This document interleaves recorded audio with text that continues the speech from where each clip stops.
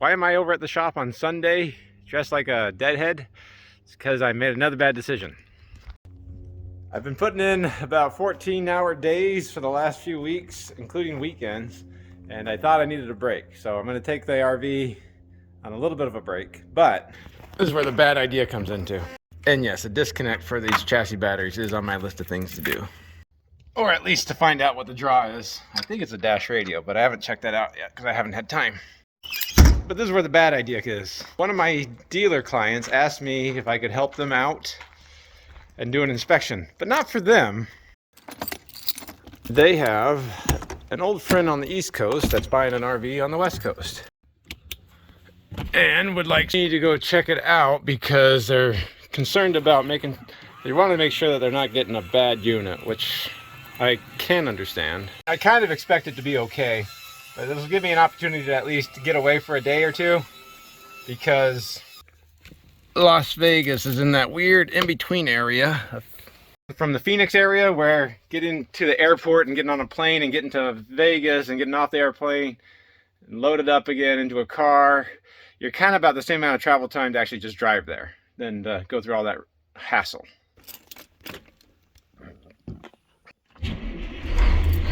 So I'm going to go ahead and take the RV there.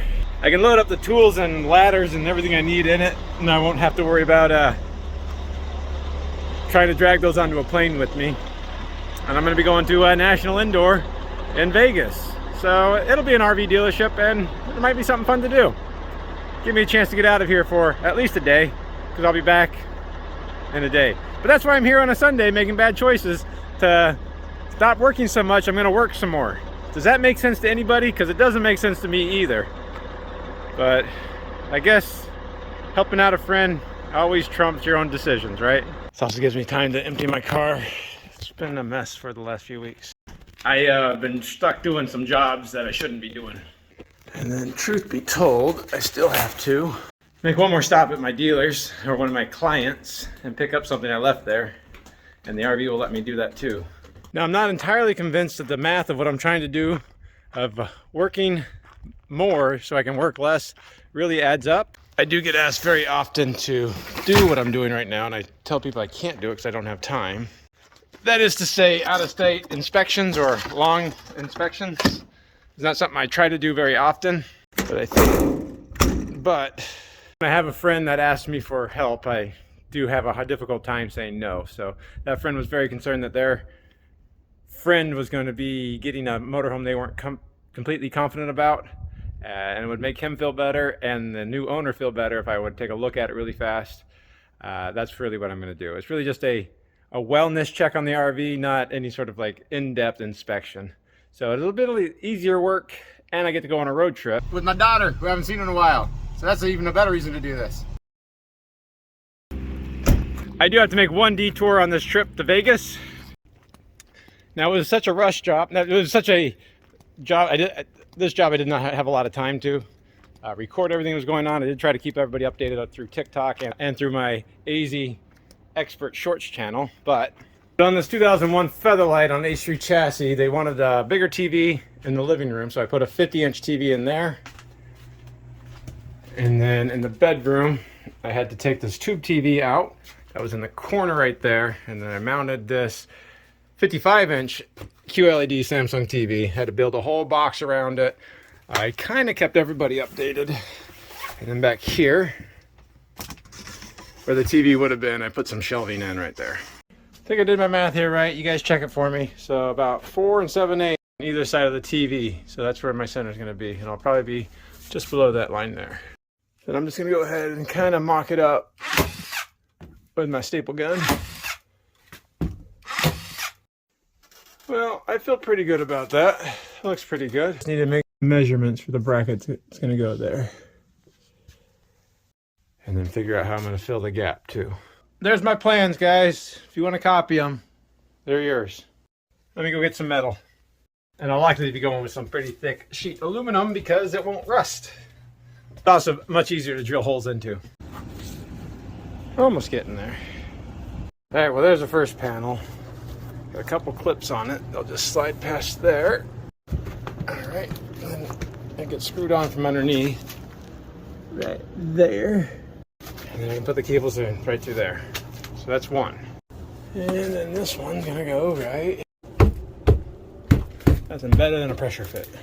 Ooh, looks good. Oh, done. A little bit more to go. Got my adjustable shelving in now. Look at that. You wouldn't even know. I mean, I would know. Now everybody knows. But the reason why I'm back here isn't just a brag. It's because I bought 3 TVs because I wasn't sure which was gonna fit. So I need to take a TV back before they tell me I can't return that TV. So I need to get in the shop, grab that TV, and take it back to Best Buy. Not a sponsor. And then, of course, if you guys saw my car in the last video, it was kind of full of stuff. So now that I have an RV, I have a lot more room to return this TV. It's a heavy box too. All right, I think we have room in here for it. This was a 50-inch TV that I got for the bedroom, just in case the 55-inch wasn't gonna fit. 55-inch did end up fitting, so I didn't need that one. Oops. Apparently Best Buy is closed on Easter. Let's go to Vegas, Gina. Well, that's unfortunate that I didn't factor in that Best Buy would be closed, but we got about 4 hours and 50 minutes to Vegas and our destination. So we should have a lot of time to figure something out. There's nothing like ice cream, fuel, and family. I like ice cream. Ice cream. Gina ice cream. Welcome to Nevada, Gina. Yeah. Yeah? All right, well, I made it to National Indoor RV Center. It's actually the first one I'm going to go to. They're not a sponsor either. But I hacked a parking spot there in the storage area. I haven't been told if I can park there or not. But I'm going to go try to do this inspection. We'll find it, get through it really fast, and then hopefully we can do a quick little walkthrough with it. I don't know. We'll see how much time we have. All right, well, here it is, a very unique Oregon Duck-inspired coach from Oregon. The 2006 Affinity Country Coach. Let's go ahead and start this inspection. I'm kind of really enjoying this color scheme. It's very bright and enjoyable. I don't know if you're a Packer fan or an Oregon Duck fan. It works out perfectly for you. All right, before we get on the roof, I do want to show you one thing. Besides always checking your tire codes right here, 2015, these are 7 years old.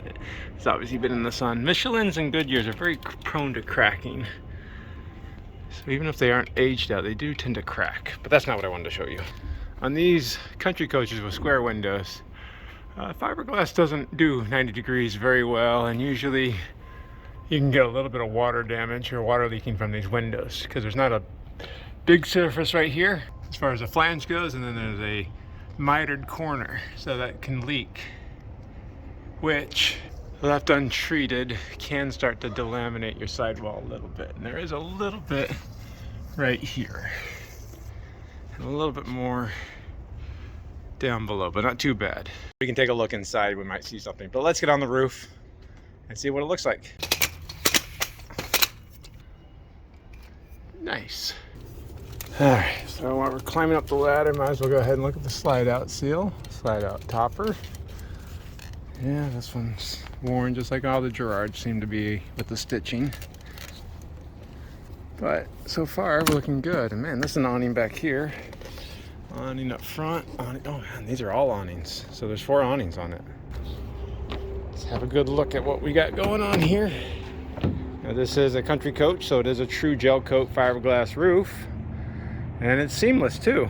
Now they're saying it's a 2006, but man, this one looks newer than a 2006 to me, but I haven't checked the information. It's a little bit of checking right there, but that's on the roof. The roof, see where they body work from this radius into the rear cap, looks good. I don't see anything going on right there. So far, we're looking pretty good. A little bit of damage, I might have scraped something. Look at the lights while we're here. That looks good, all that looks good, and yeah, a little bit of cracking on the bodywork there. And on this molding, you can kind of see these screws are backing out and pushing the molding out. So it does look like this is loose. Can you guys see that? Yeah, you should be able to see that now. So that's the dangerous part, is you have to pull this molding back without cracking the paint, and then put those screws back in. So a little bit of a gap right there. But so far, I don't see anything detrimental. We already noted the slide-out topper fabric is probably at the end of its life. The sealant right here looks like it's pretty fresh sealant. Maybe they just resealed it, not today, but it looks really good. Check this roof AC. It's not loose. No. The last Country Coach had a loose roof AC. Look over on this side. Yeah, that topper is at the end of its life too. That seam's separating. I could pull that up. The radius looks good other than that. So I'd recommend a new fabrics, probably. The awning itself is not loose. Yeah, we're looking really good. This on this fiberglass roof, it does look like it probably needs to be washed and waxed. Yeah, I don't know if you can see how chalky my hand is. So that probably needs to be done. Didn't check this. Awning seems nice and tight. Not seen an issue with it. Let's see, they just resealed this. Did a decent job. It's just a reseal. Won't see any cracking on the flange. Come over here to the skylight. It's a weird little bump out. Probably should have cut that before they resealed it, but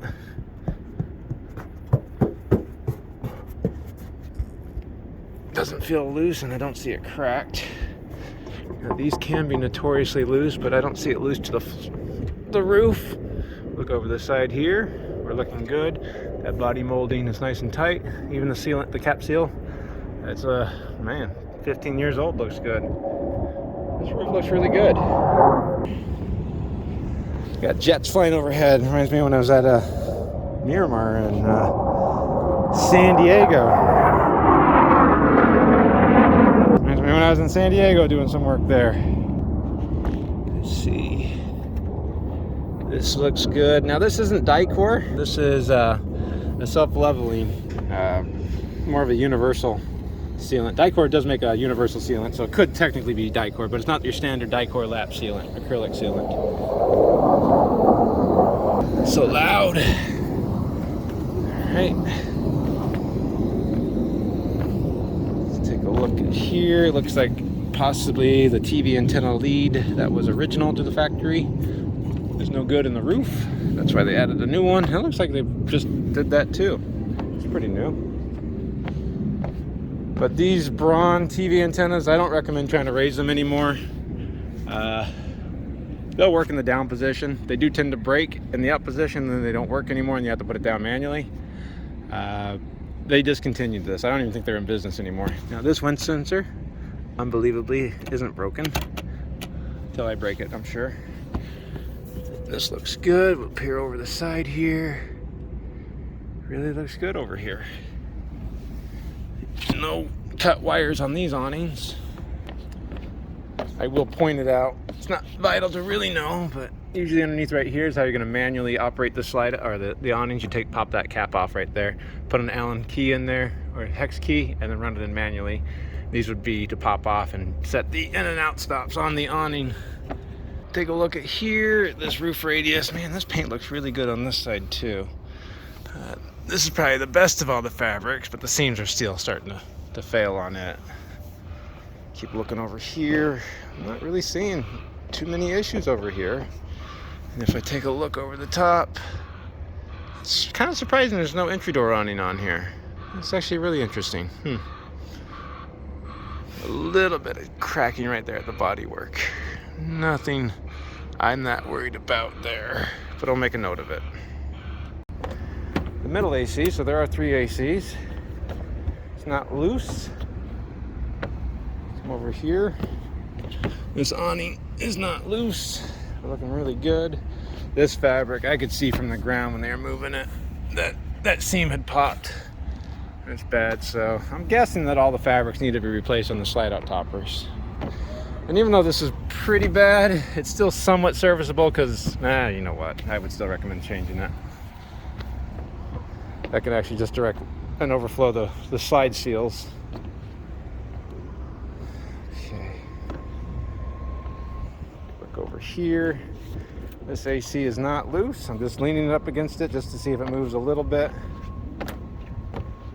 This DirecTV Winegard Traveler. Yeah, they must have just resealed this very recently. I don't know if it was just done here or the previous owner just did it as part of maintenance. The awning's not loose. Not loose, but man, I mean, this is so new that, yeah, they just resealed that. Okay. So definitely they just resealed that. They ran a new wire. That's the coax that was going to the front to the TV. So they've already done some troubleshooting on it. And might look ugly, a little bit overkill, but it's a roof and I'd rather not have water going in than look pretty. So I'm not going to critique that. This wind sensor is intact. It's actually working. The wires look like they aren't in the best of shape, but I don't trust these things anyways. And I think we're already to the front cap.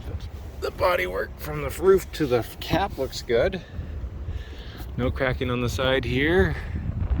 I mean, this looks really good for, I don't see a real big issue on this fiberglass. Even on the paint looks really good. Because you guys know how easily this paint blisters, the clear peels on the roof, and I'm not even really seeing indications of that. I'll just leave the clearance lights we need to look at, but I already know that we have one issue right about there. It's missing, but I'm sure they already noted that. But man, this looks really good. Well, there it was, the roof on a 2006 Country Coach Affinity. I didn't really find much to really note about, other than looks like they already fixed the coax problem, and then the slide out toppers. I didn't point it out. The roof here feels like it's loose. That's very common. There's a gel coat roof. It's molded, and so you will have some waviness to it where it interacts with the framing underneath. That doesn't mean that it's bad. It's more of a floating roof in that aspect anyways. But that definitely is a good looking roof. I'll make notes of everything I found. I'll get back down on the ground, finish up the inspection, and maybe I'll take you guys through on the inside. It looks pretty good on the inside. Very unique. I haven't seen one like this before. Oh yeah, don't forget we need to wash and wax this thing too. I always need to wax, definitely need to wax your roofs, I'm telling you guys. I went ahead and I'm extending these awnings out so we can take a look at the fabric. Just cause why not? You don't see 4 full-size awnings on an RV very often. So this is the driver's side. So that's pretty impressive. And coming around to the passenger side where it's more common to see 2 patio awnings. These look like they're in really good condition. That says a lot. And these are Zip-D power awnings. I'm not a huge fan of the new Century, but they are working. And the fabric's in good shape. And since we're doing awnings, might as well do the window awnings. Looks like the insert that holds the fabric in is a little bit short on these window awnings. But other than that, the fabric does look good. So 2 on this side, and then 1 on this side. So they all kind of had the same issue with it being a little bit loose. But that one's led to this one tearing a little bit. All right guys, I'm gonna take you inside. Now the guys here at National Indoor RV Center, I haven't completely finished their inspection and their repairs on it, but I appreciate the kindness that they've shown me, and so I'm gonna try to be kind to them and not take up their entire day, so let's make this pretty quick. So if we take a look inside this 2006 Affinity from Country Coach, I would have thought this was a 2008 from the outside and the inside. It's in really great condition. The seats are heated and massage seats, and the fabric's in really good condition. Both the driver's and the passenger seat. Don't worry, that's not torn, that's just Velcro that fits back on right down there. The driver's compartment here is really well laid out. It has both side view cameras, rear view cameras, computerized air leveling on it. It does have the Silverleaf VMS system, but it still has the original Pioneer head unit on it. I'd probably upgrade that one personally. But what they did upgrade would be the front TV has been upgraded to a newer Samsung flat screen TV, and they did a really good job installing that. Luckily, they have kept the original VCR, but they did put that Traveler on we saw on the roof already. And then here's that Braun antenna controller. These are ones I recommend you don't crank up anymore. Entertainment centers. A home entertainment center is one thing I always recommend you upgrade to make sense to you. A lot of times Country Coach goes way too complicated, and this is one of those really complicated systems that we need to probably just update because you don't need a DVD recorder. You might need a Blu-ray player, that's about it. And everything else is going to be RCA, composite, or component videos. So it's all obsolete anyways. And it wouldn't be me if I don't complain about Country Coach cramming way too much in this little compartment right above the passenger seat. But if we look at the floor in here, it does have at least a ceramic tile landing from the entryway. It does go to carpet in the living room area, but it does return to ceramic tile in the galley and the bathroom area. In the driver's side front slide out, it does have the level floor, so there's no ledge right there. The computer desk is solid wood, which unfortunately did crack, but that could be replaced pretty easily. I'd probably go with some sort of matching Corian countertop like this one has, and that's really nice. And of course, because it's Country Coach, it does have really high-end cabinetry. It is solid wood. I think this is walnut, but I'm not a woodsmith, so I don't know for sure. Now, all the shades in here are power shades.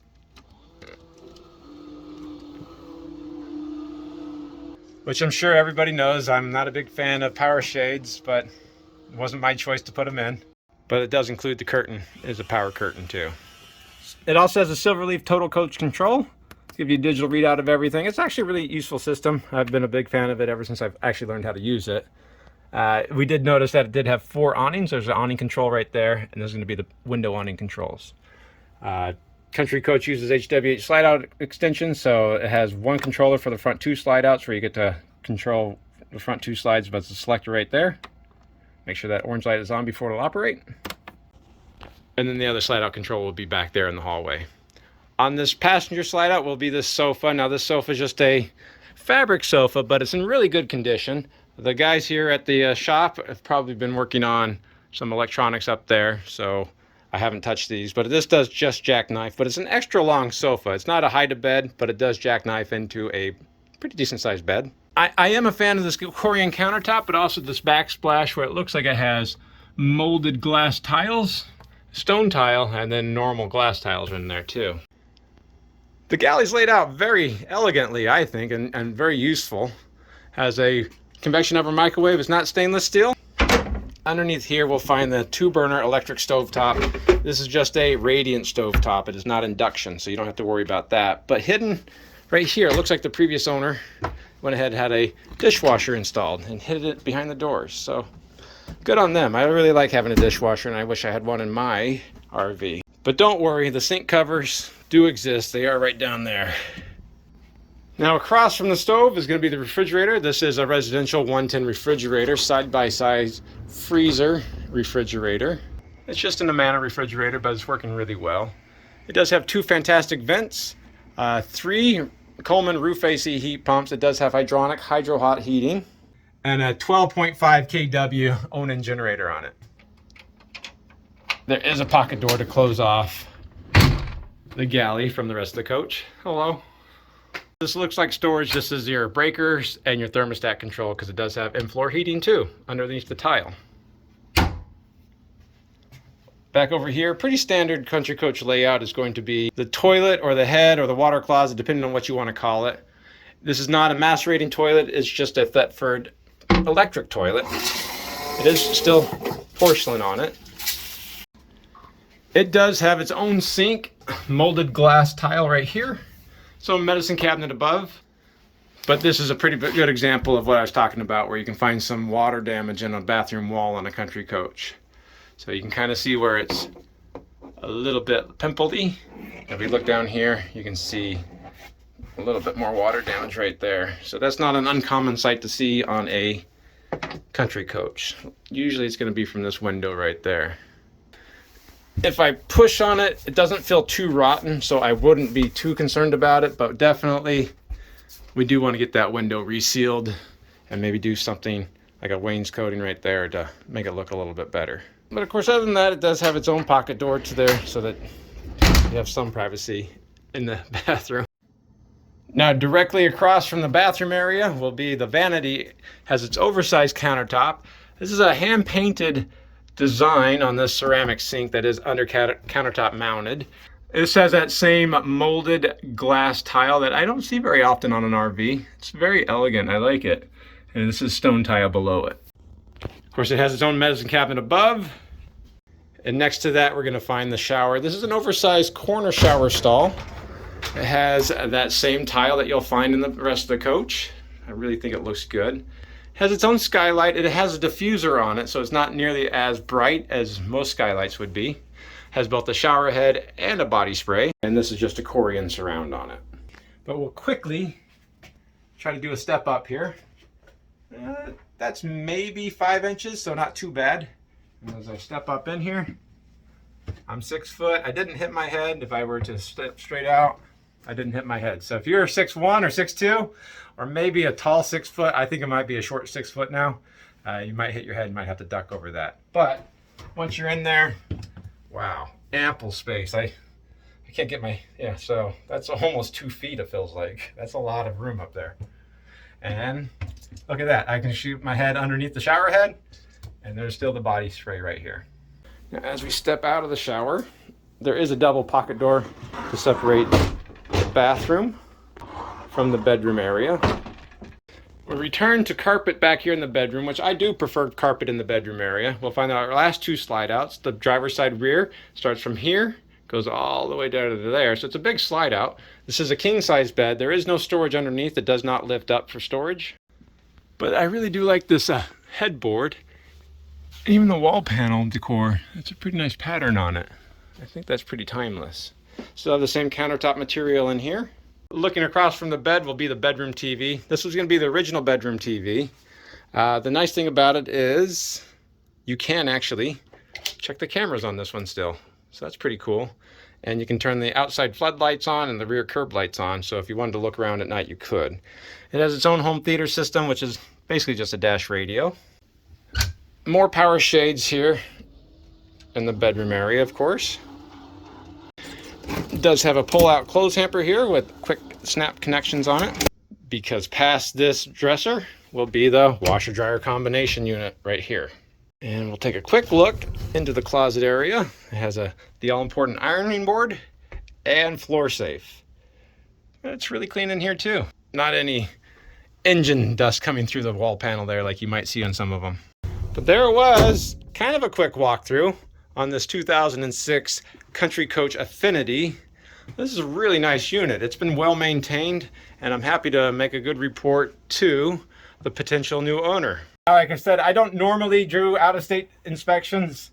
I know I do get contacted for them periodically. I really, truly don't have time to do this, but a friend asked me to help another friend, and I couldn't say no because I do really value that person. I hope you guys appreciate my quick little working vacation. I was taking a little bit of a break by doing more work, but not as much work. So this is a really nice coach. I'm happy to make a good report to the guy. Very nice. Country Coach still makes a nice coach, especially when people take care of it. The biggest issue is going to be obviously the slide out topper fabrics and that bathroom wall. But thanks a lot for watching, guys, and I hope you enjoyed that. And don't worry, I did check this. I did check underneath the slide outs for any damage. I did check the doors were not delaminating. And just look at this stainless steel band all the way down. That's not a very common thing to see, and it's in good shape. And there's a little bit of cracking right there. That's a pretty common problem that we have seen, and I do like to point out. That would just need to be ground out and then put a little bit of a trim over there. Hopefully maybe just a piece of stainless steel, get a laser cut into that. But no cracking right there. We looked underneath this slide out, and this bedroom slide out didn't have the cracking underneath either. And truth be told, the only real checking I saw on this entire coach, this unique color scheme, was on this passenger side rear. It's just going to be in this black right here. It's very, very subtle, not a lot of checking. And I'll assume that this was the side that was sticking out into the sun because these tires were cracking too. You can kind of see it right there. Thanks a lot, guys. This has been a fun little trip. Now I have to go back and try to no, I have to work more. Bye. Okay. All right, so there goes guys that made it all the way to the end. That's been a very long 36 hours in my life. But let's check out my numbers. All right, we pretty much steady at 190 on both the transmission and the engine, but I reset the trip at the Grand Canyon, at the Hoover Dam. We went 290 miles, averaged 8.4 miles per gallon, used 35 gallons of fuel, and we drove for 4.5 hours from Hoover Dam. But I'm pretty tired now. I'm sure my daughter's tired. And I'm gonna go to bed. Bye. I have a buddy named Pete that used to work at National Indoor. He spoke very highly of it. Sometimes he watches the videos. Hi, Pete. Probably went too fast. Probably, but you want me to get the guy in, didn't you?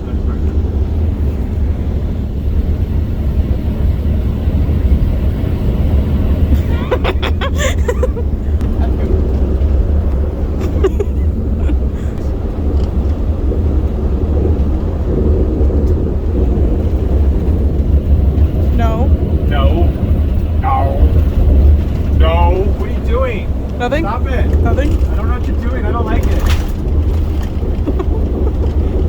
Of course, there's a big oversized closet doors. And of course, there's the big oversized mirrored closet doors up there. And of course, there's the big oversized closet doors. Hello. Back there.